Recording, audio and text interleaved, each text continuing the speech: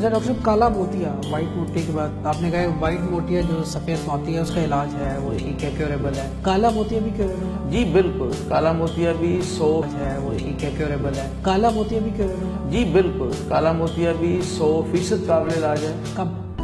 لیکن اس کے لیے شرط یہ ہے کہ بیماری کا سب سے پہلے جو ہی پتہ لگے، شک پڑے، فوراً علاج کرایا جائے ارلی سٹیج پہ.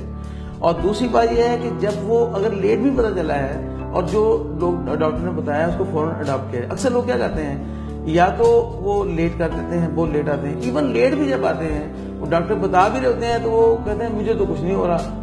اس کی کچھ اس طرح کی سچویشن ہے کہ مریض اکثر اوقات اس کی ارلی سٹیج میں کوئی تکلیف محسوس نہیں کرتا تو وہ کہتے ہیں مجھے تو کچھ نہیں ہے. اس لیے کالا موتیا کے بارے میں اویئرنیس پیدا کرنے کی ضرورت ہے کہ اب ابتدائی طور پر یہ بیماری مریض کی علامات کوئی نہیں دیتی، وہ مشینوں پہ آتی ہے.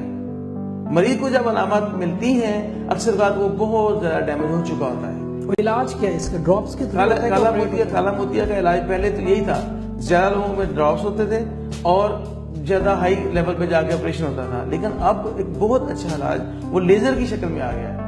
کالا موتیا کا لیزر سے علاج ہوتا ہے، نیرو اینگل کا بھی ہو جاتا ہے، اوپن اینگل کا بھی ہوتا ہے، اور اس کے ساتھ اکثر لوگوں کی دوائیوں سے جان چھوٹ جاتی ہے.